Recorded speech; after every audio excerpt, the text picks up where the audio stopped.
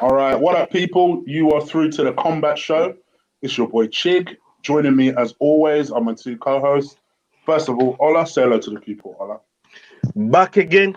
We're here on a Friday, giving it to you live as promised.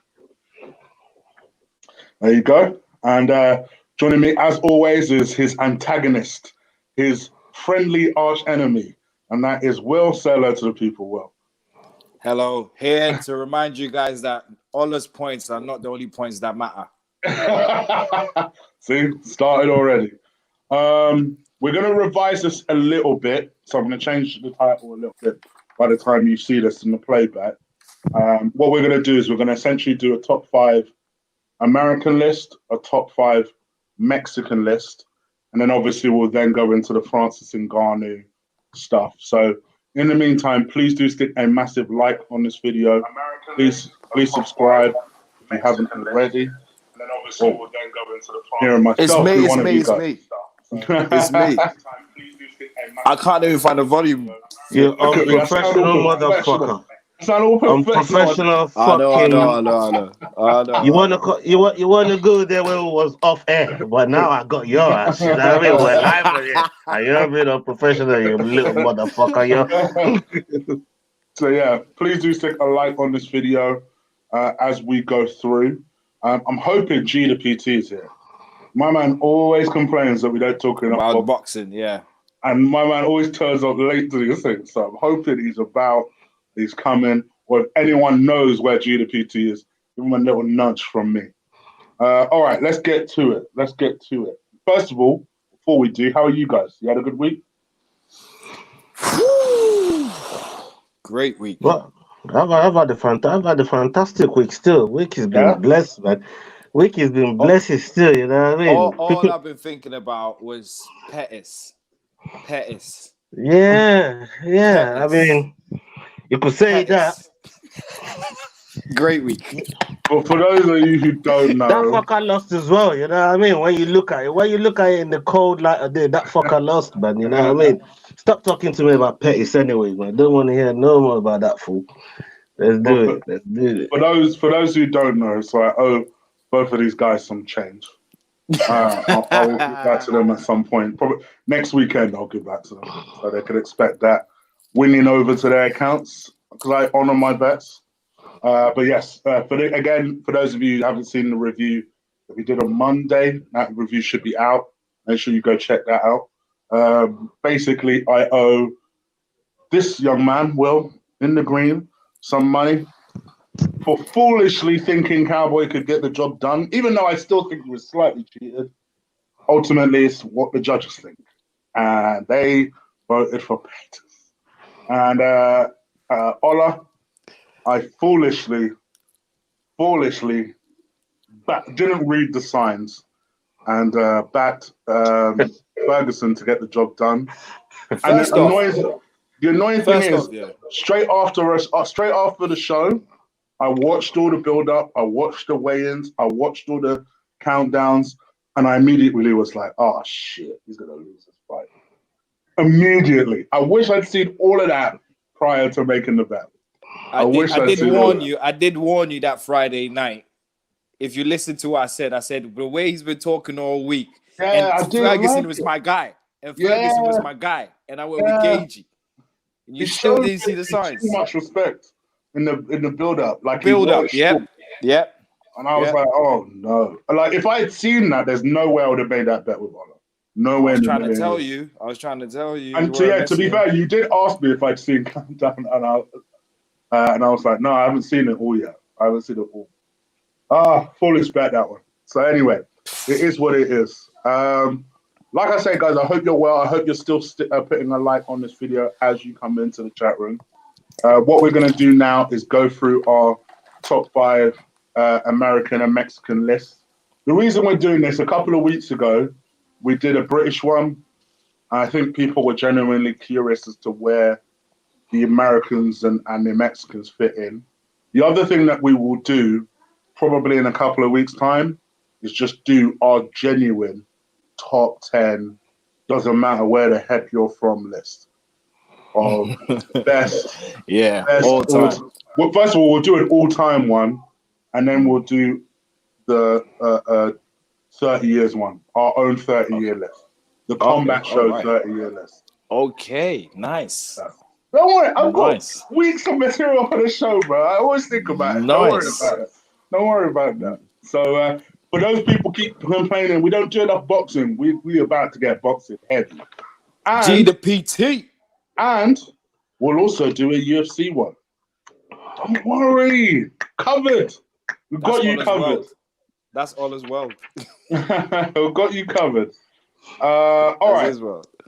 So let's get into it. So let me hear everybody's top 5 Mexican list. This one I found a little tricky. Like, right, so many Mexican fighters. So, Ola, do you have your list ready? Yeah. I got my list. I got my list right here. So should I just go straight in top 5? Yeah. Yeah. Just drop your top 5. You can explain. You don't have to explain. I might do a quick explanation myself. Okay. Whatever you genuinely. This is your list. Your top 5 list. Right. All right. My number one on my list goes to Julio Cesar Chavez. 107 fights, 6 draws, 2 defeats. He has 86 knockouts. The titles that he won: super featherweight, lightweight, welterweight, banged them out. One of his trademark his trademark punches, but he's a punch to the gut, straight body punches, knocks people out with it. 27 successful title defenses as well. That's right up there with any boxers. That's really well, especially in that realm. I think he went 89 as well. 89 undefeated before his first loss, I think. I think that's in one of the divisions.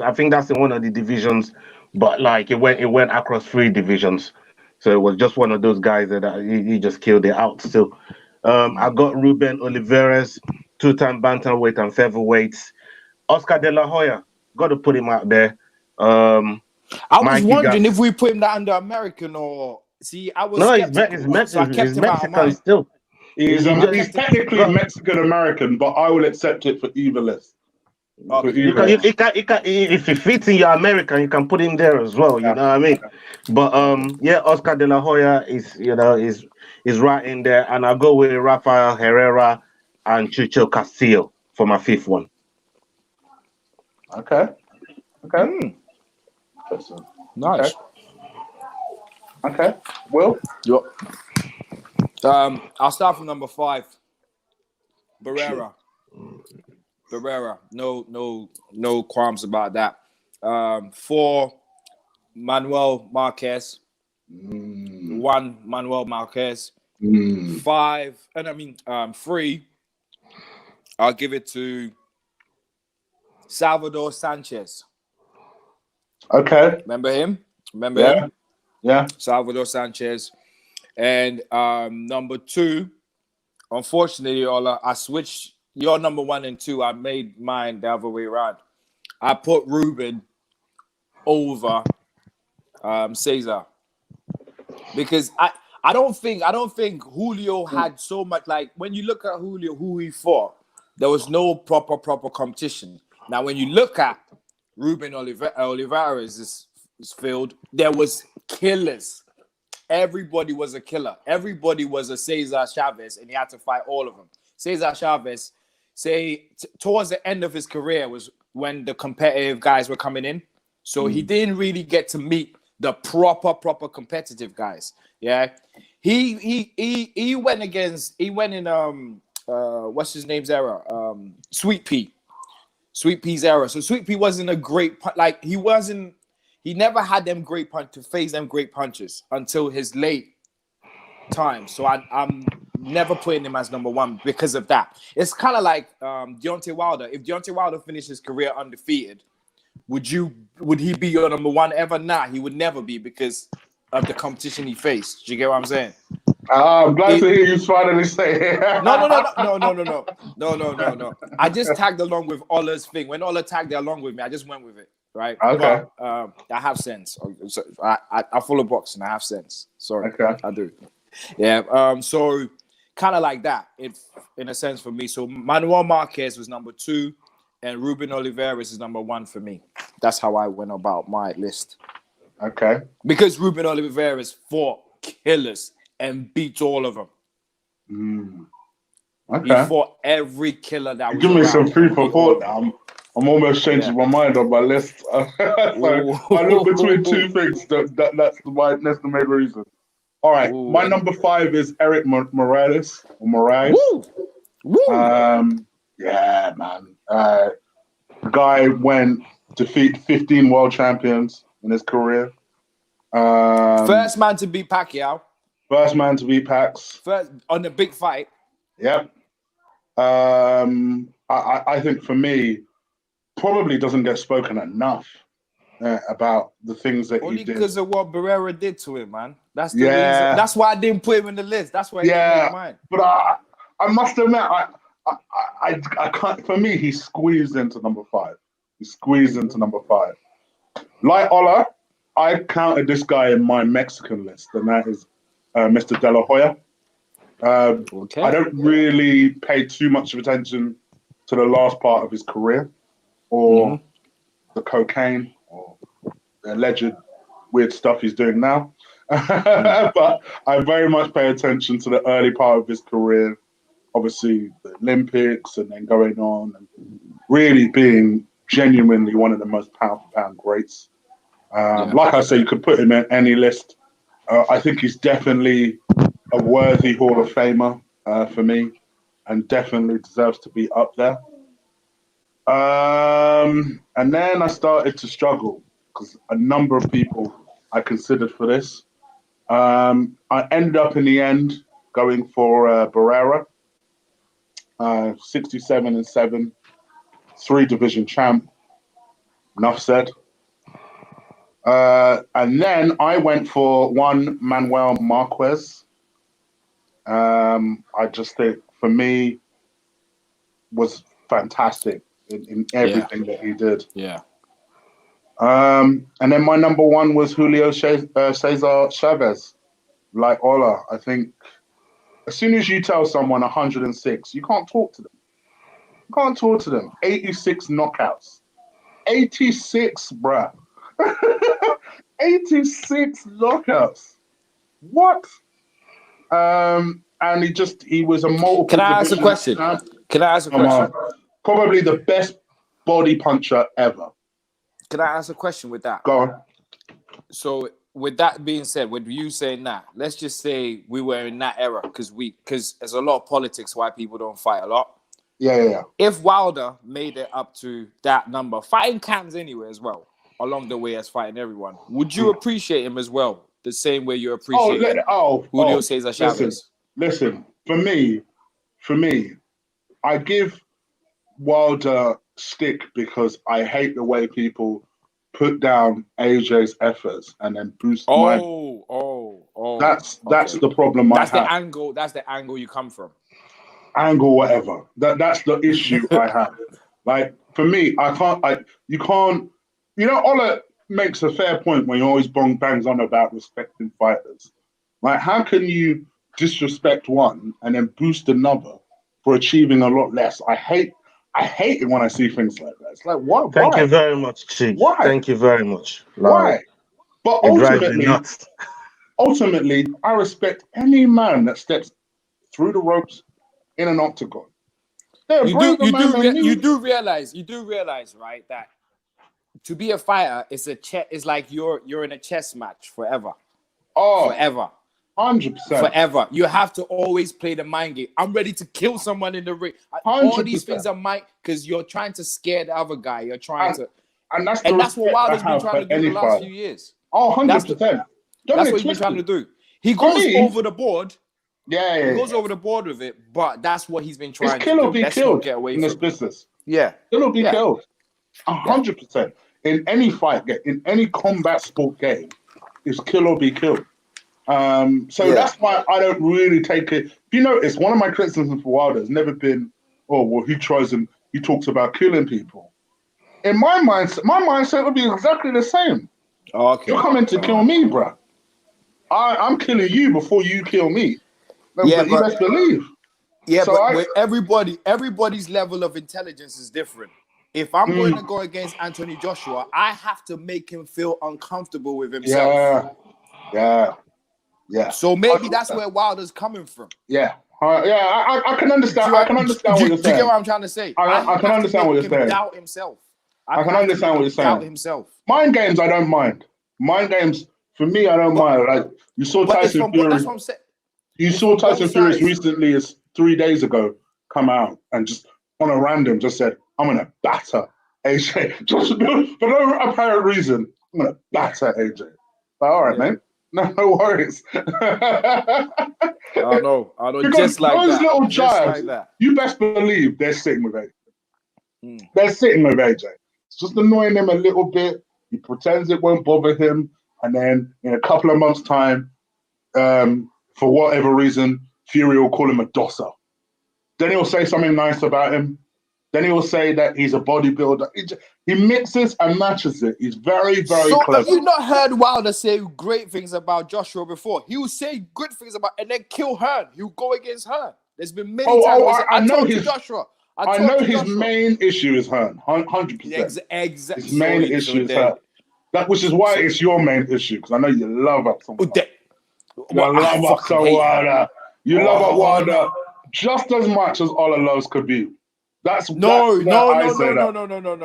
yes, you do. Yes, you do. Yes, you do. No. I like Wilder. I love Wilder, but not as much as you guys think I do. I do love him, but not as much as you guys think I do. I do love him. I'm not gonna lie. Lies, blood. Lies. Lies, blood. I know about you and Wilder, blood. You know what I mean?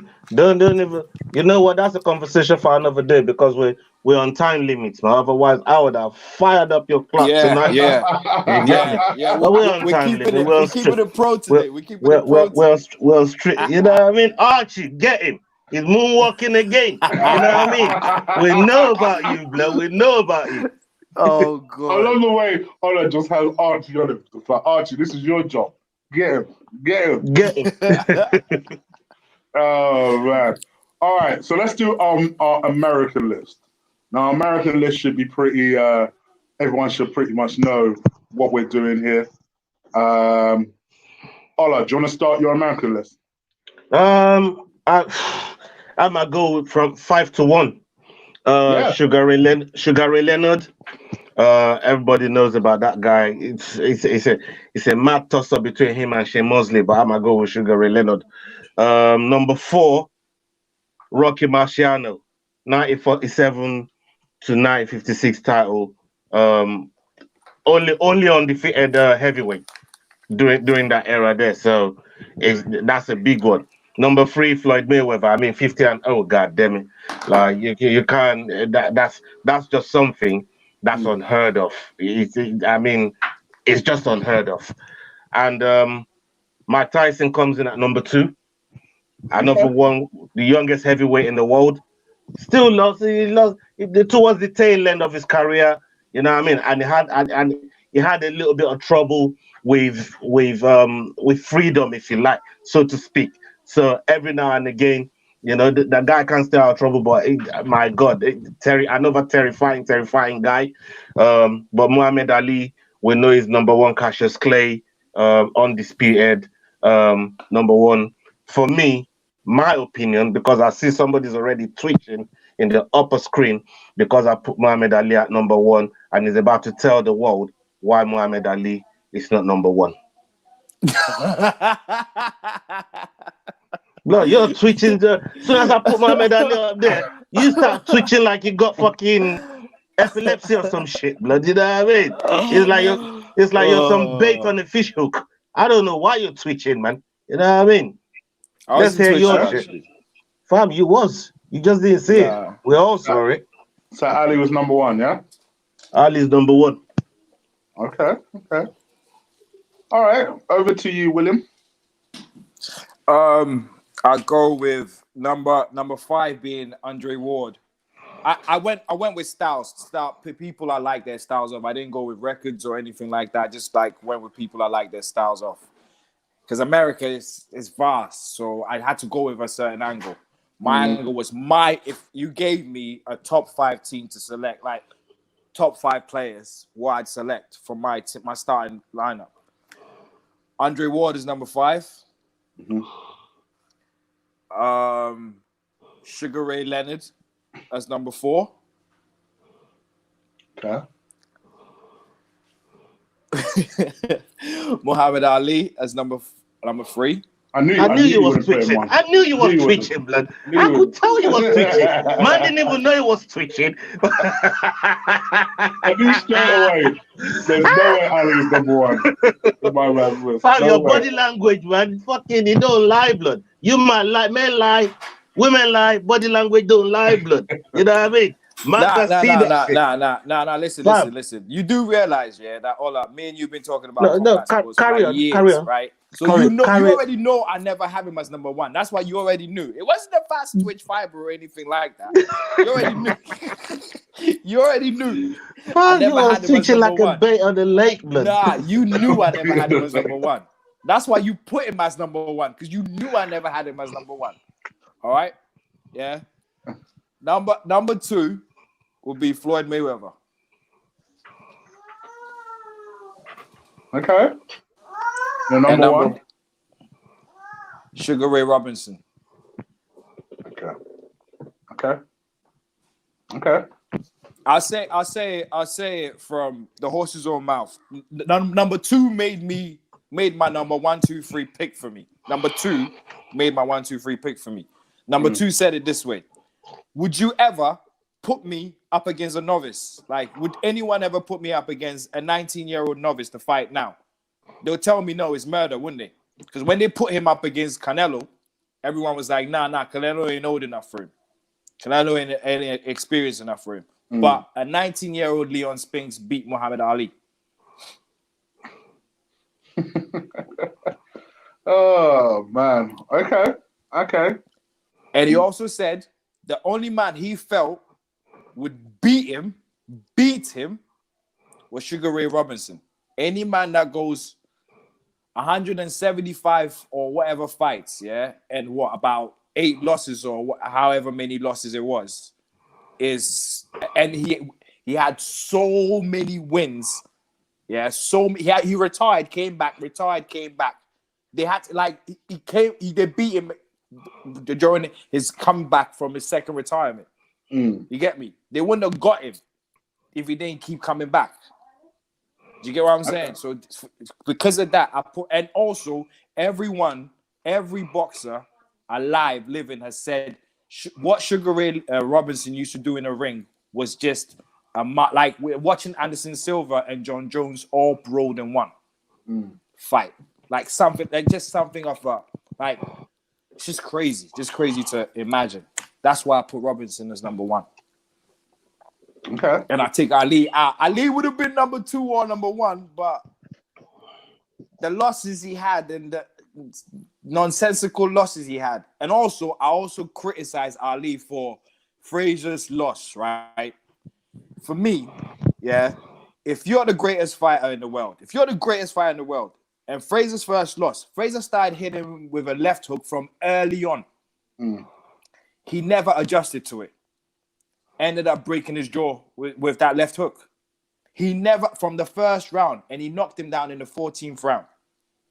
If you can't adjust from round 1, when Floyd Mayweather only takes 2 rounds to adjust to whatever you're doing, whatever matrix you've brought to him, yeah, he can do that within 2 rounds, then I believe the greatest of all time should be able to adjust to just the left hook.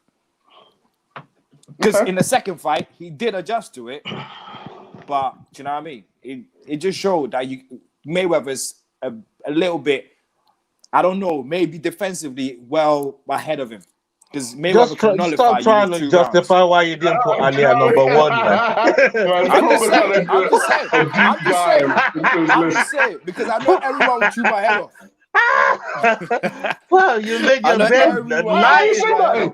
For me, You this is make your your bed list. lying, fam. I'm not judging on your list. It's your list. It is what it is. I'm surprised that both of you have not put one fighter in, and he's my number 5. So I'll talk about that. Yeah. Quick honorable mention list. Mike Tyson is in my honorable mention list. Legitimately one of my favorite fighters. Ferocious. In everything that he did was he still strikes fear today. I mean, he does a 10-second Instagram video and he goes viral on it just because it's Mike Tyson. And I think for that reason, someone who would easily be in my top 10, but isn't in my top 5. Sugar Shane Mosley, you've heard them both mention it. For me, I love Sugar Shane. I think he was amazing at the start of his career, went 35-0. Obviously ended his career 46-8. First man to properly rock Mayweather. Rocked Mayweather though. I remember that fight. That was towards the latter end of his career as well. And he adjusted. Probably Mayweather's hardest fight ever for me. But someone who I rate very, very highly as well. And third honorable mention list is Bernard Hopkins. Someone who, I mean, it was a shame the way his last fight ended. But the oldest boxing champion of his career was excellent. Excellent. Defensively I think you're awkward. forgetting one major person. You can't mention Bernard without saying the guy as well. You can't say Bernard and then forget our man Roy. Well, that's who my number 5 is. So going into my list, Roy Jones Jr. I can't believe you guys didn't even mention him. For me, he's the number 5. Was excellent. For me, was one of my favorite fighters for a long time. My only issue with Roy Jones Jr., and I know he'd be in a lot of top 3s, was that it's just his career went on too long. Like, too long. I hate fighters that can't let it go. That's my only thing with him. But other than that, for me, was a wonderful, wonderful fighter. Paved the way for so many, multiple division fighter, and had a real legacy in this game. If you speak to a lot of fighters, their favorite fighter is Roy Jones Jr. Number 4, Pernell Whitaker. One of the best defensive fighter ever. For me, bar one.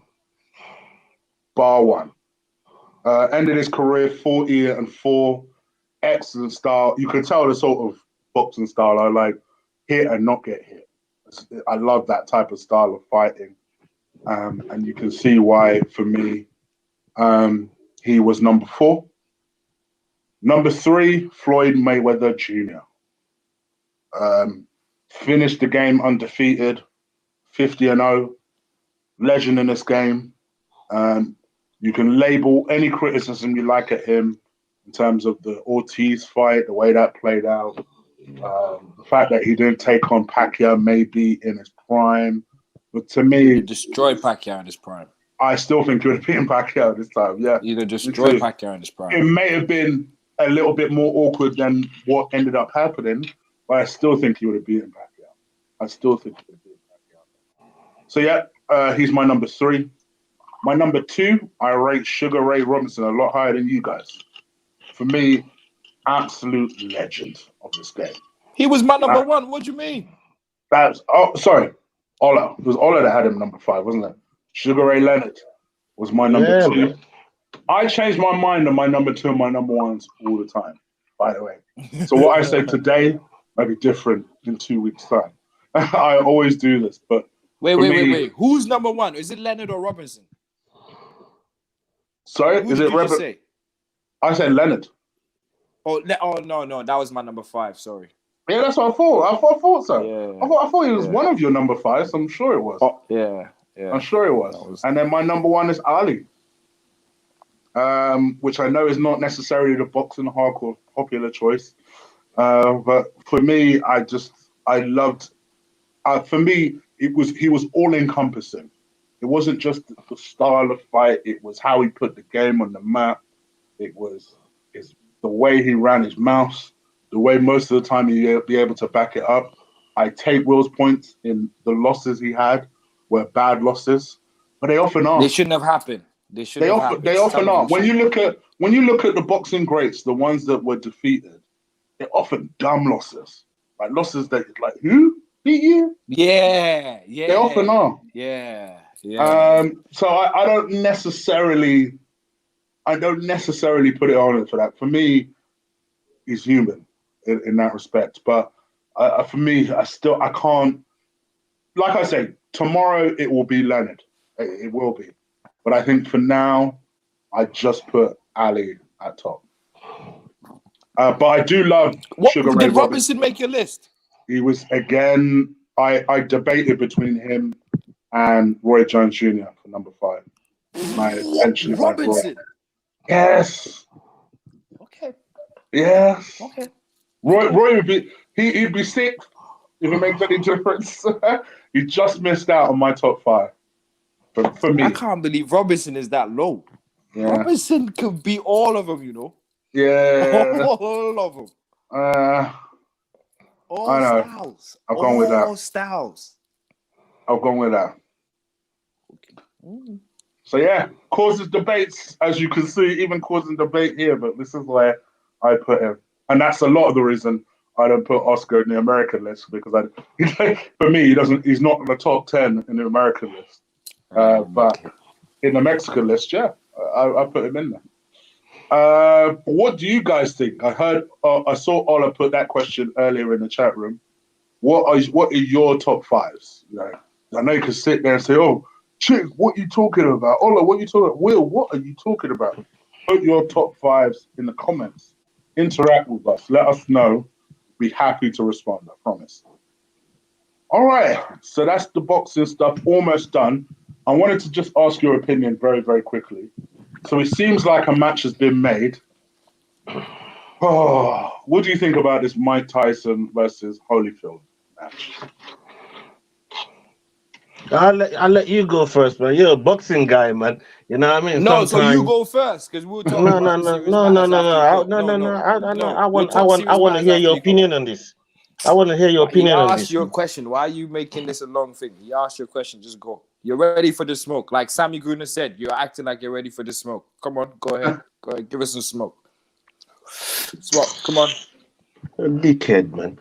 Check this out now, yeah.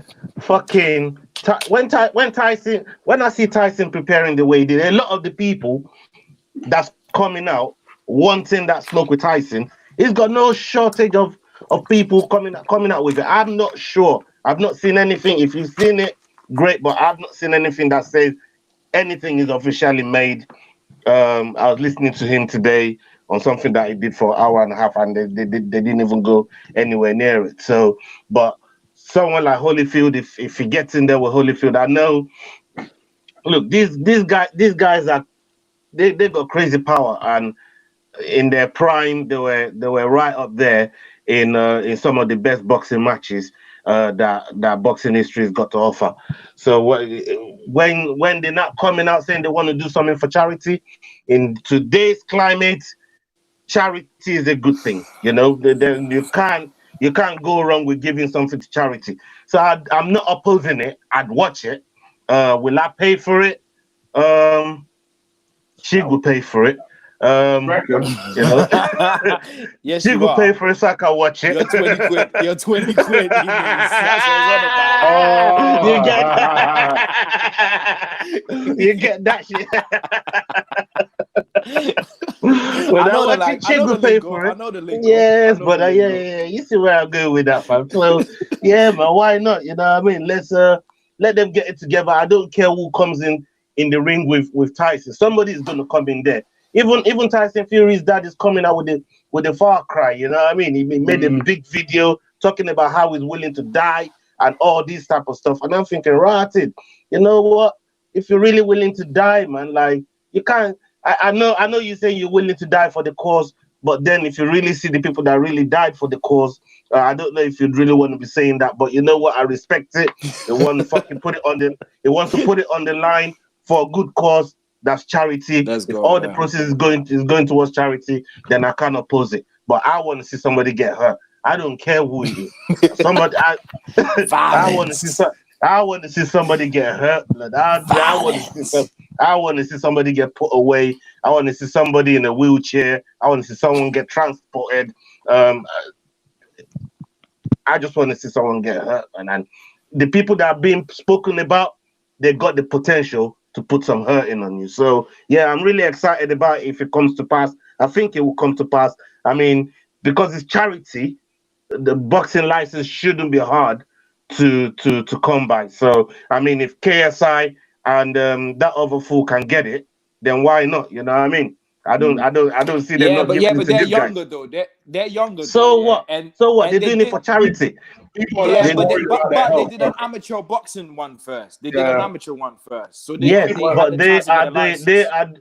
bro. I'm saying they're doing it for charity. If the American and the governing bodies don't allow it, they will take it to a country that will allow that shit. They will take it to I Saudi know Arabia or some shit. So that's what I'm trying to say. So either way, Yeah, Dubai will definitely snap that up. it's their loss. If they don't give them the license, they need to do that charity match because somebody else will pay for that and get them over there to do that fight. So either way, we're gonna get that fight. It's just where, and if they get the boxing license to do it closer to their surroundings, where they can train properly, where they can have a proper camp and get it done properly. So it's only time will tell, but I'm excited to see it.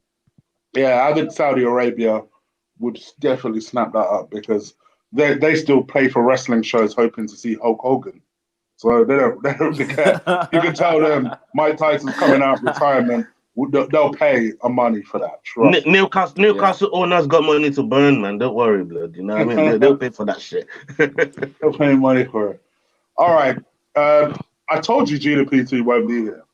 He'll probably come late and say, I said, what did I miss? We'll be boxing. Wow. We just went hard for 37 minutes on boxing.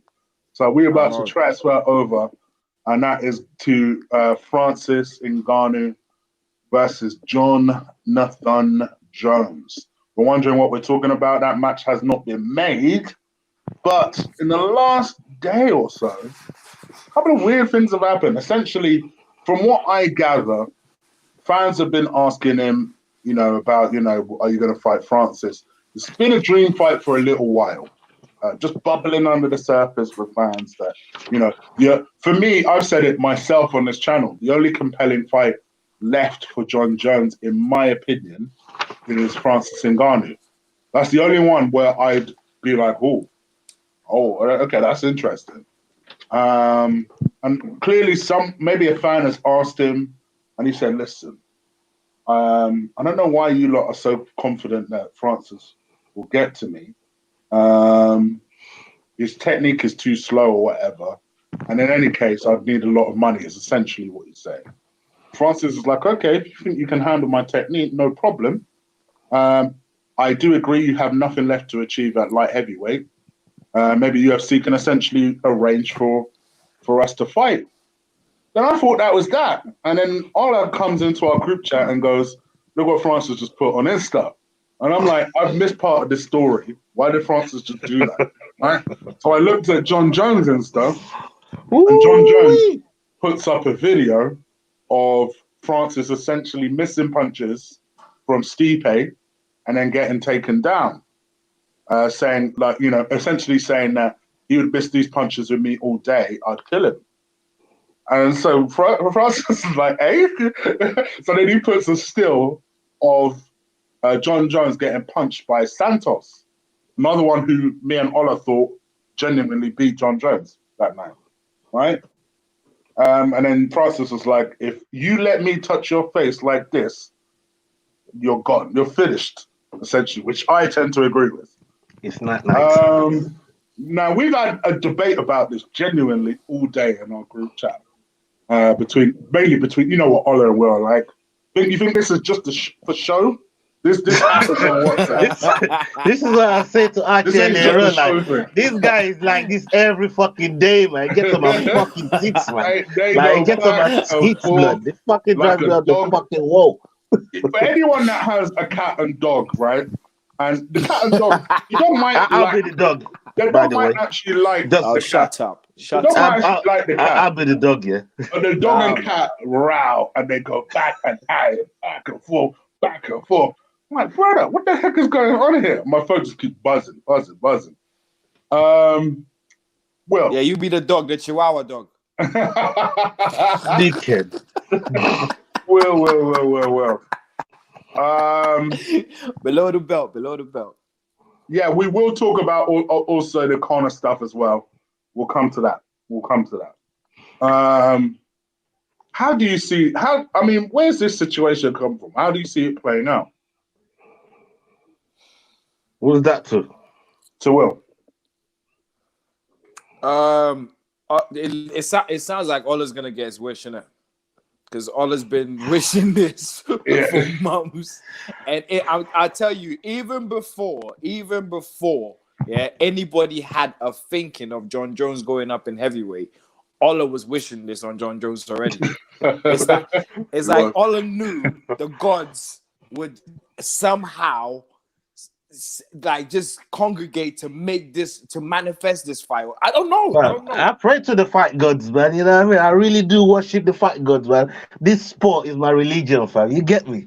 And it sounds like it's gonna happen. It really sounds like it might actually happen. Huh? And more reason, whatever happens, yeah, it all depends on Stipe. Whatever happens here depends on Stipe. So I don't know. I don't know if it will happen, and I don't think Jones would just jump in if he ain't got a strap around him. Because what's the point taking that risk on? That's what I said. What's the point taking that risk on? It makes, and I guess Archie's kind of alluding to it himself as well. This is my feeling on it. For me, it makes zero sense to take such a huge risk just for the sake of money. I think for Jon Jones, he must listen. I don't like him, but let's take all of that aside. You are Jon Jones. You're trying to make history. You're trying to make as much money as possible before you get up out of there, right? So the way I'd look at it is, all right, should I just allow Francis to just, fight whoever it is, whether it's Stipe or whether it's DC, fight for the belt, and then I grab the belt off Francis? Or maybe his thinking is DC will beat Stipe. Let's create some tension with Francis. So then when Dana decides to select who should fight for the belt, I'll give it to my golden goose.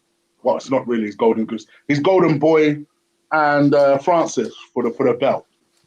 Bam, you're off to the races. Who's complaining about that for the vacant title? No one. Because DC ain't defending it. DC wants to win the belt, retire, and go off into the sunset. No one can blame him. By the way, I think DC beats Stipe in a rematch. By the way, Do you know what? I do. Do you know what? First off, right? Let me get this off my chest before we carry on. Go on. I feel like after Ngannou's career is done, a lot of people will have much more respect for Stipe. Yeah. I agree. I 100% agree. I feel like I have always said I don't think Francis and Stipe will fight again. Because it's kind of like it's kind of like GSP in a way. You know, when Matt Sierra beat GSP, everyone thought, this is the way to beat GSP. Yeah, he was unstoppable before then. Matt Sierra beats him, and everyone thought, this is the way to beat him. Yeah. So then they were all lining up. Before, they weren't lining up to face him. After, they were lining up like, I'll get a better chance. I'll get a better chance. Like, Kane was quick to come in against Ngannou. Quick. After he saw what Stipe did. And he thought, you know what? My style will fuck him up even more. So I believe we should let these fighters live in their delusional worlds and believe that they can do something to Ngannou. And let the first round go, because their only chances is, for me, will always be after the first round finishes. Okay, Their we'll best come chance. back to the way the fight plays out. You're the DC guy. I want you to touch on Archie's point. I disagree with Archie. I don't think he takes Jones part 3. What do you think? Nah. We've had too much. Like the last time we cried when we came out the octagon, I felt that my gut. And by the way, Will loves DC. Yeah, So I love DC too, you know. Like I fuck with DC. I fuck with DC heavy as well. We know that's his guy. We know that's his guy. That day you took my money and you But almost made me cry as well. Because no, the thing is, like I always say to you, yeah, the same way McGregor said it. He's crying, blood. The same way McGregor said. I taunted you with it last week when everybody was trying to say, when you was trying to say about Joanna and you didn't like the way she made a post-match analysis and all of that, yeah, on the mic. And I said, look, emotions is still running high, all of that. And I see a grown man cry after I got knocked out, crying on Dana's shoulder. Yeah. So look, I'm big on respect here, and I love DC. But what I'm trying to say to you is, for me, DC is one of the best heavyweights to do it. Ever to do it. You know what I mean? So that's he's only never lost gonna one go fight away. Heavyweight. He's only lost one fight. That's what I'm trying. Anyway, so is Stipe. I'm just putting that out there. That's why the trilogy between them two is fucking important. Stipe lost to JDS. The trilogy for me, the trilogy between those two is so important, because the way them twos come up and they got 1-1 on each other, the way they body punch from Stipe, DC using the Greco wrestling and the dirty boxing to knock out Stipe. For me, they are 1-1. The trilogy needs to happen. Now I know they're threatening Stipe. Cheryl's been going mad. Anybody that's been watching Cheryl, so he's been going ballistic that nobody should be talking about stripping Stipe. And I kind of agree. But at the same time, no. I don't agree. Yeah, well, let me say why I agree before you tell me why you don't agree. Because the show must go on. The show has to go on. You can't hold the division hostage, right? You're saying you can't find nowhere else to train, but everybody else seems to be finding places to train. Do you see the amount of fighters that they've got on the card? They're all American based. All these guys, they're finding a way to train. They're finding a way to cut weight. They're finding a way to do all the difficult things that you got to do to get in the octagon. I don't even think Stipe really needs to cut weight, because they got a limit of 265, which Ngannou actually used all of it, but 0.5 of it. He came in at 265. That fucker came in of all still. This guy was shredded, and he used the whole limit. Who comes in at that fucking weight? All fucking muscle. This guy is dangerous. But what I'm trying to say, with DC and Stipe, that fight needs to happen. I want to see it. I want to see that fight more than McGregor Nate Free. That's how bad I want to see that fight. You know, I think that fight needs to happen. But if it doesn't happen, Stipe can come back if he's not willing to retire. Let go of the thing, come back, let other people dance, and then come back and claim the thing if that's what you really want to do. So, but you can't. Even Ben Rothwell, I was so pissed off because he beat my guy on the split decision thing. But that's for another day, because we ain't got that much time. But Ben Rothwell, even he came out and said, Stipe can be holding up the division like that. We understand you're a hero, you're a fireman. We love you for your service. We love what you do. Ohio is not burning. Cleveland is not burning. Find somewhere to train, pick a date, set the fight, get the job done. Stop holding up the division, because everybody else really wants to dance. And to elaborate on Ola's point, I also agree with. I thought you was disagreeing with me. I was waiting for your disagreement. No, I wasn't. I was gonna another moonwalk. All right, yeah. I like it. See, if I agree with you, I like it. So then I like it. No, you said you disagree with me. Now you agree with me. Which one is it? No, I did before. To be fair to him, I didn't know where you were going with that either. Well, that's why you gotta let me land before I start talking about it disagrees with me. You know what I mean? Let me land. Because you started going the other way and then you ended this way. Don't worry about where I be going, blood. Just see where I'm going. You ended all right, hang on. To elaborate on your point, right? I feel like I also feel what DC said during after he won the title the first time. No. Stipe is I acting. disagree, man. I Stipe is disagree. acting. Blood, Listen, I listen, disagree, listen. man. Let him land. Let him land. Listen, Stipe is acting entitled, right? Stipe is acting entitled. Like, I'm only gonna come out to fight for the title. I ain't fighting no one. Whilst DC was defending it against guys who were ready to go for the strap. Do you get what I'm saying? DC was ready to dance with him.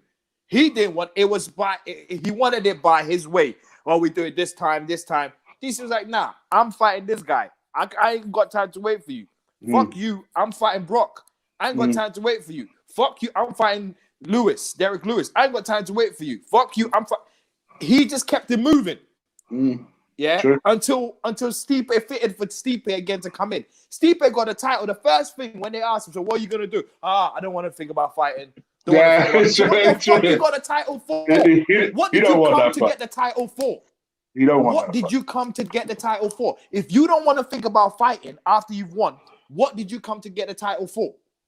Yeah. This is not your last dance where you say this is my retirement fight. And you know what? Funnily enough, this been kind of alluded to that in his most recent podcast. He kind of said that, sometimes people like the idea of being champion. You're treated a certain way. You have all the first class flights. People call you champ around the hotel. You're given all these kind of, obviously, train harder to keep the belt then. Harder to keep the belt. So, but what he basically was saying that people sometimes, he's not suggesting this is Stipe, but sometimes people like the idea of being champion more than actually working hard to keep it, hold on to it, fighting, and maybe because he was so desperate to get that title back. And then, like you say, since then, nothing. There's not even been a situation. He banned talking about fighting. He went on Ariel Hawani's podcast when they asked him about the future. I just had a fight. I don't want to talk about the future. Yeah. You can't even fucking understand what the fuck he's saying anyway. I don't want to fight. I don't want to think about a fight. I ain't gonna lie. I swear down, you still sat down and listened to the whole show, though, blood. Nah, but listen. What pissed me off was when all the other heavyweights started saying this guy's holding up the division. Not even in Ngannou or DC, the guys who were meant to fight him, when the other guys were saying, the guys behind were saying, this guy's holding up the division. That's when I thought, you know what? It's actually true. He sat down for 2 fucking years, to wait for the DC fight, to get it, have it, and go, you know what? I'm going on holiday again. I'm taking the title with me.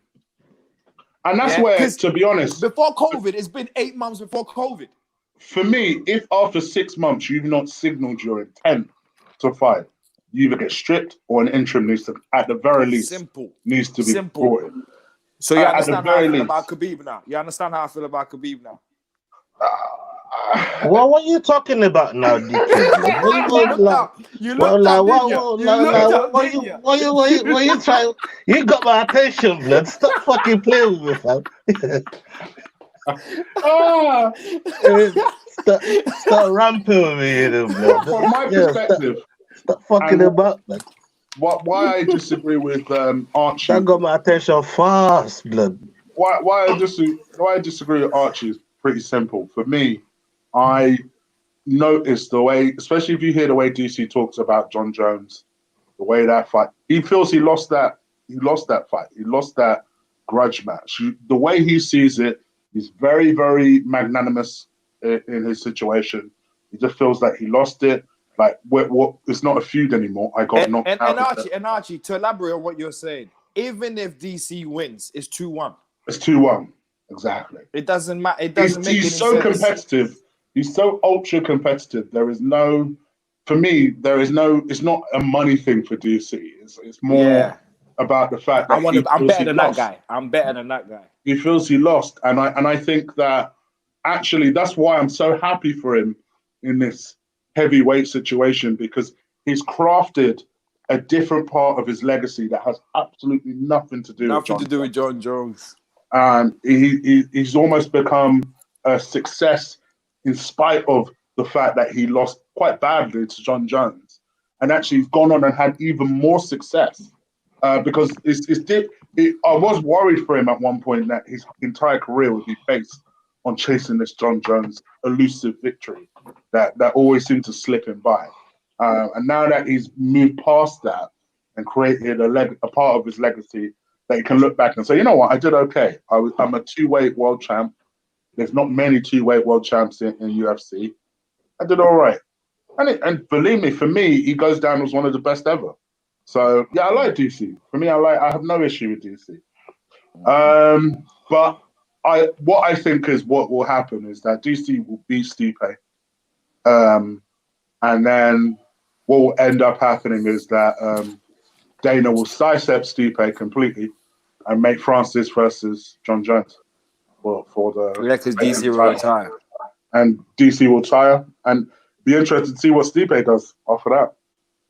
To be honest, he ain't getting nowhere close to a title fight again. I don't think so either. If he loses that title belt, that's not after this. No, I don't think so. That's it done. I don't think so. Okay, cool. Well, let's talk about that. Okay, finally, before we close up, sorry I'm being so strict with the time. For those of you who are subscribed to my other channel, you'll know it's because I've set up another show. I'm ready to go on now. So we're not going to touch on Conor's drunken tweet for 5 minutes. 5 minutes. Bro, what do you think we're ending with? Oh, come on. Are we going to do Why do you think I've allocated? Are we going to do predictions for tomorrow? Yeah, we'll do predictions as well. Very, very super quick. Super quick. Okay. Super quick. All right, so let's talk about Conor's drunken Twitter. So first and foremost, I think I could speak for the boys when I say this. Thoughts and prayers are with Khabib's dad. My understanding is that he's woken up from his coma now, which is fantastic. Hopefully he continues his recovery because that was like, whoa, where did that come from? Because we knew he was ill. We didn't know he was that ill. Apparently he had heart surgery and he seems to be making a recovery. So that's fantastic news.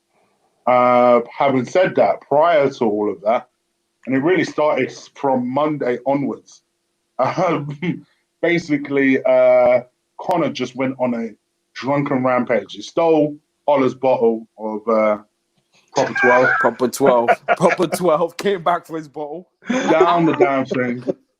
And then decided to go on Twitter. And just went on a Twitter rampage. First, we started talking about the fact that, you know, Tony, his company, Paradigm 12, used to be the representatives of Tony, which I already knew. I didn't know Tony had left there, to be fair, but I knew that they were part of the same agency. But I also didn't know it was Conor's. I should have figured out Conor had some type of ownership to that company.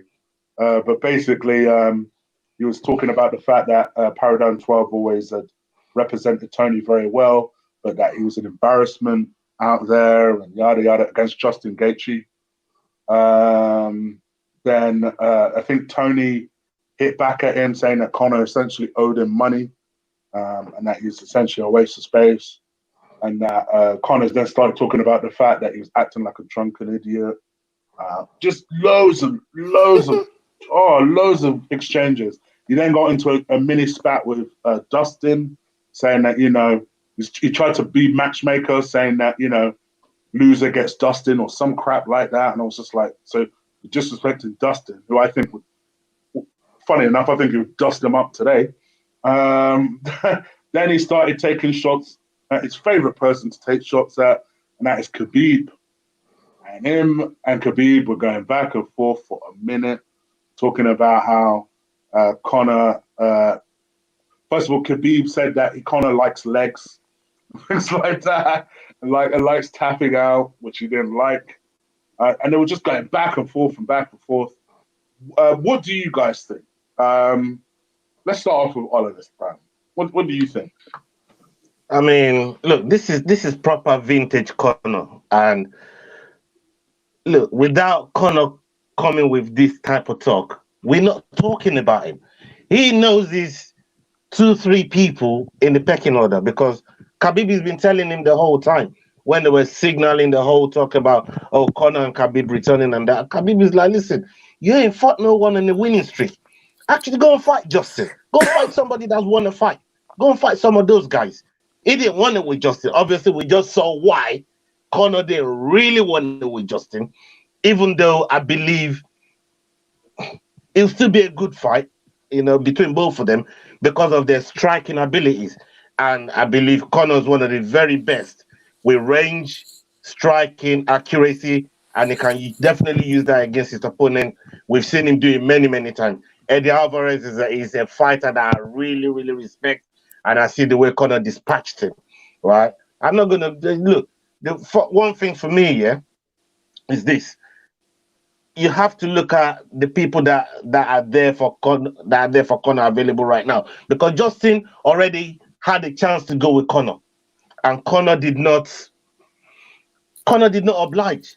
He left Justin sitting down there. Conor didn't oblige. So now Justin is gone somewhere else, took a fight on short notice against what he'd normally do. How many times did we hear Justin always say, listen, I don't take fights on short notice, but for this one, I'll make an exception. So Justin is taking this fight on short notice, gone and beat Tony Ferguson, racked up a whole load of clout, and Conor comes out and wants to get some of that clout, right? So this is where Conor is at his best. And you know what? Fair play to him, because that's his strategy. That's how he gets all these. Look, that's how he got to where he is, as well as predicting and backing it up in a lot of his fights that got him the title. Obviously, we know he didn't defend them, but he got him the title. So fast forward now, him and Justin has gone back and forth. Justin is this team has been a superstar, not really having time, and being a shit father as well. And all of a sudden, he's dissing the whole gang. Dominance MMA, you know what I mean? Cussing Ali and saying, how can you call yourself an American and allowing Ali to be your manager? They're just going back and forth. But at the end of the day, we know it's not going to fight Justin and it's not going to fight Khabib, because those two have a date. The manager's going to make sure that date happens, because it's double payout, number one. We keep the belt under one umbrella, number two, right? So Conor does not really get a look in that fight. And I think he needs to go. Look, Dustin, in a way, I felt a way when Dustin said to Conor that he hadn't beat nobody. Because as much as I was so pissed off with Cerrone's performance against Conor, I thought it was a harsh comment to make, because it was Cerrone that last lost to Conor, and Dustin is saying you ain't beat nobody, but we know what Cerrone is actually done for the game, and we know what he's put into the sport. You can't fuck this. You can't sniff. You can't even touch the records and bonuses that Cerrone is racked up in the game. So to say he's beat nobody, I thought that was harsh. But at the same time, I cannot see where it was coming from. We need Conor to go and beat somebody that's been on the winning streak, somebody that's actually won their last two fights in the lightweight division. Go and beat one of them, get another one, then start talking about title contendership. That's what I think. But he thinks if he makes enough noise, maybe that'll get him to the forefront of, say, interim title or even the lightweight title, at least the fight. And he'll roll his dice there and see if it pays off. Look, I like his strategy. I'm not mad at it, because some more of these fighters should be doing that. People like Leon Edwards, I think, in times like this, should be making as much noise. DC is making noise. Like, everybody is making noise. Go out there, just make noise for the heck of it, if you have to, because it might just get you noticed. Obviously, you have to make it to the relevant people in your division. But when you've earned your stripes to challenge for shit, you should make enough noise to try and get the fucking date. And I don't think someone like Leon Edwards is making it, and someone like Conor, that people actually run to try and get fights off of it, is actually making noise to get some data and get some fight and make himself at least relevant in the industry. So for me, I think, look, Conor's doing what he does best. I respect his game, but I know he's not going to get that fight, not with Justin and not with Khabib. And now breathe easy, Ola, breathe. Fucking hell, that's a lot to get off, wasn't it? Yeah. I do what I does, blood. I do what I does, fam. To make my point, it's simple. I agree with everything Ola says, but one thing. Obviously, we have to stand different on at least one thing. and that's Conor standing a chance against Gaethje.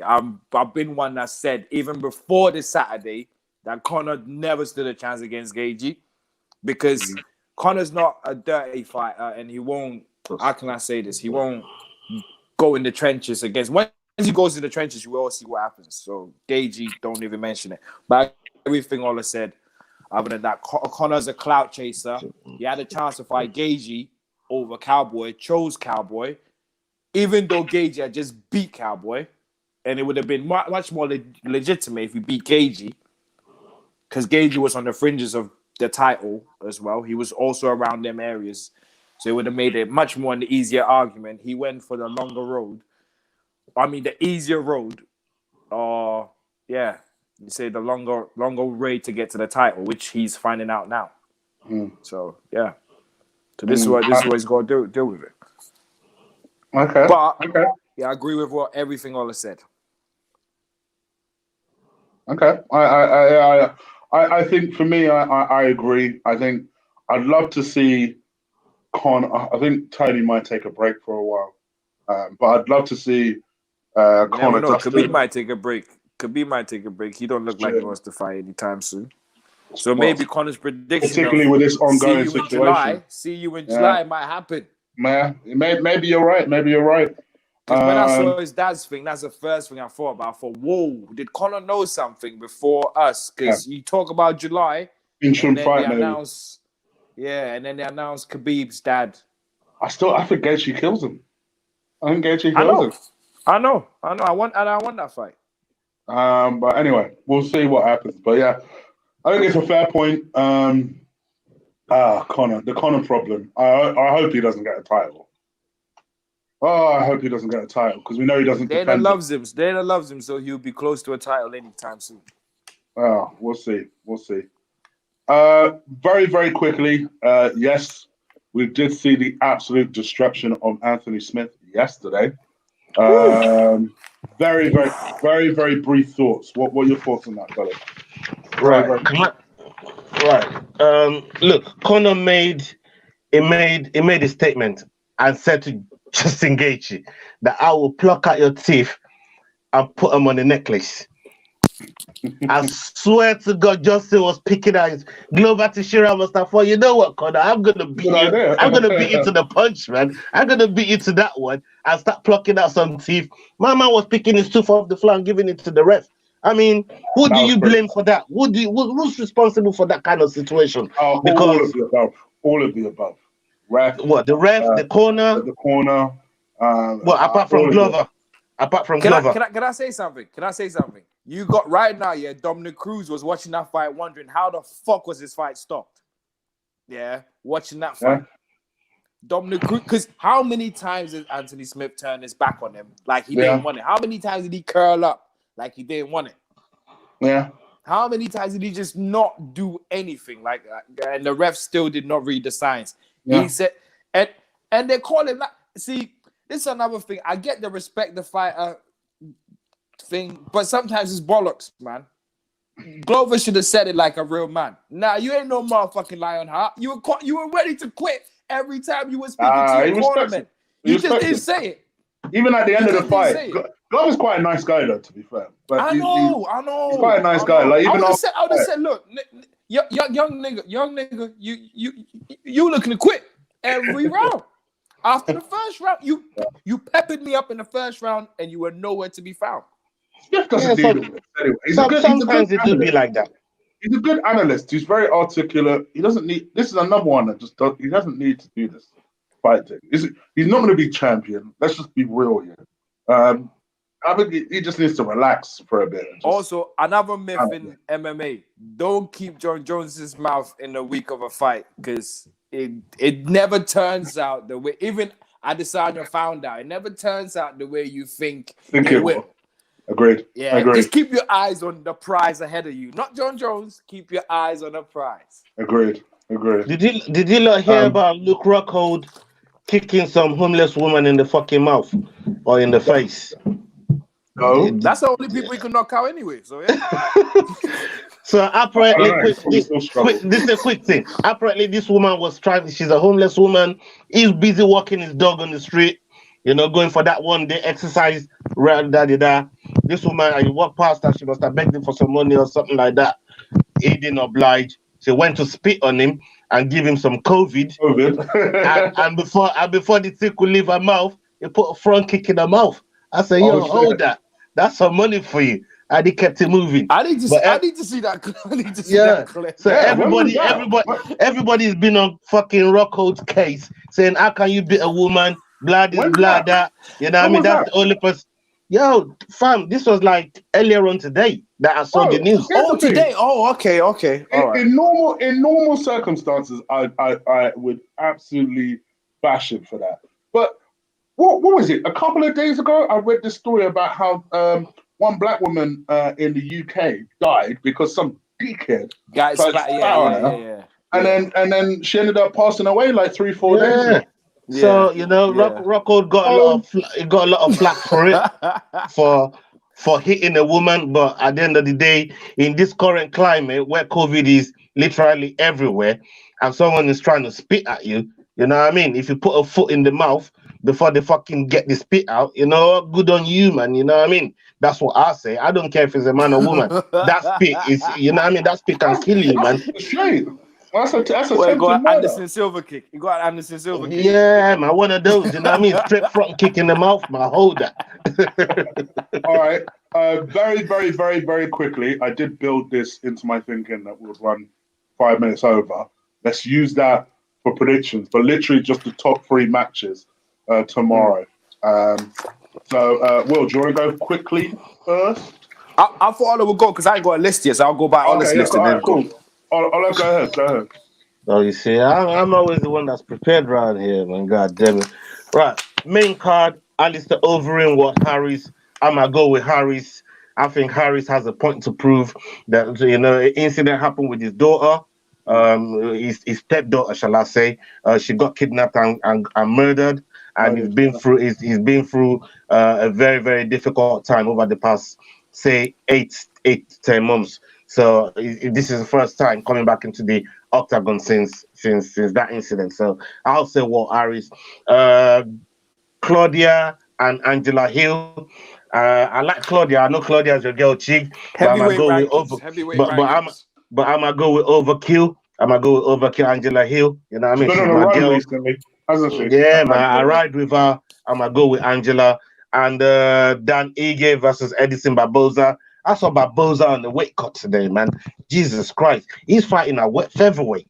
I can't believe what I was saying, man. This guy is all skin and bones. You know what I mean? Barboza? Barboza's fighting at 145, man. You know what I mean? He's fighting at 145, man. I thought to myself, boy, you're fighting a straight killer here, man. You know what I mean? And Dan Ige looks so good. I don't know how that fight's going to pan out, but I'm going to go with Dan. Eric Anders and Jutko. I'm gonna go with Eric Anders. I think Eric Anders. He lost to Chiesa the last time.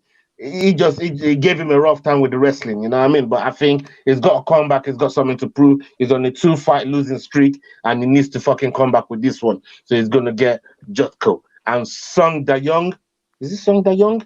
Sung Da Young, and they changed Marlon Vera. I think it's Uriah Faber that's coming to take that place. So I see Uriah Faber on the weigh-ins today, and I'm going to go with Sung Da Young because, again, Uriah Faber, I think he's past it, man. You know what I mean? I like the kid. I like what he's done for the sport, but he's past it, man. Peter Yan lit him up the last time. So I'm going to go with Sung Da Young. That's the card I got in front of me. Okay. Okay, Will, do you want to go for it very quick? Harris over Angela Hill. Okay. Who was the third fight? Dan Edgar versus Edson Barboza. Edgar. Eric Anders versus Eric Anders. I'm going with Eric Anders. I know he lost in his last one, but I'm going with Eric Anders. And finally, Song Yadong versus Marlon Vera. I don't know Song Yudong. I know Marlon Vera. Yeah, I don't know. I think Marlon Vera pulled out. That's what I'm saying. Oh, is Uriah it? Faber Okay. weighed in, and I think he's going against Song De Jong. Okay. Who's going against him now?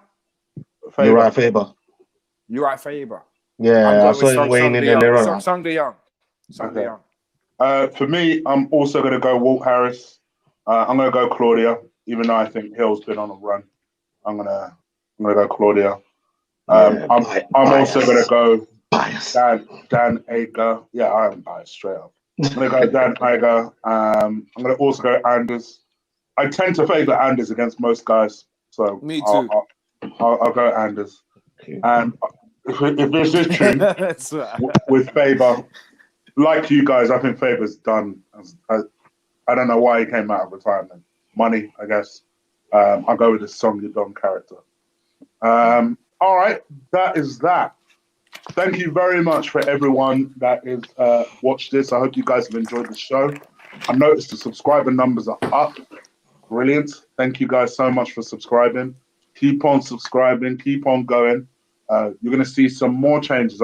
Thank you for the compliments we're getting on the logo and stuff as well. You're going to still see some more tweaks and changes. It's been fire, man. You know what I mean? You're putting a lot of work on that, Chig, so salute for that. Yeah. Thank you. Chig does a lot of work. So there'll be some more coming. So make sure you guys check it out. I also check out our what was I going to say? The YouTube banner. So all of our social handles are on there. So if you don't see it in the link description, be on our banner. So make sure you check that out. Also, we're here every Friday, 9:30. I don't know if we will review this card on Saturday or Sunday or whenever.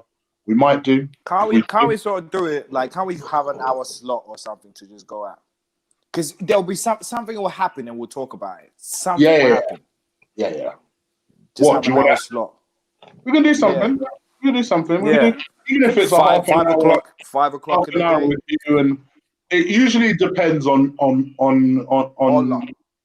Mr. 419 over here. Yeah, I'm a busy guy. Man. Oh yeah, he had last Sunday off, didn't he? I forgot. He had last Sunday. So usually, depending on his schedule, I'll either do it on a Saturday, or I'll do it on a Sunday, or we just leave it till next week normally. It really depends on how busy my man is. But yeah, we'll talk, man. We'll talk in the chat. Friday, so I'm free all weekend. So it's about you lot, what you guys are doing. So let me know. So I guess once we know, we'll let you guys know what we're doing. But the best thing to do is to make sure you hit that notification bell and you know when we will go live. All right. I guess we're out of it. Take care. I'm about to jump on Goon and Eagle Eye, guys. So if you want to join me on there, I'll see you soon. Peace. Salute. Peace.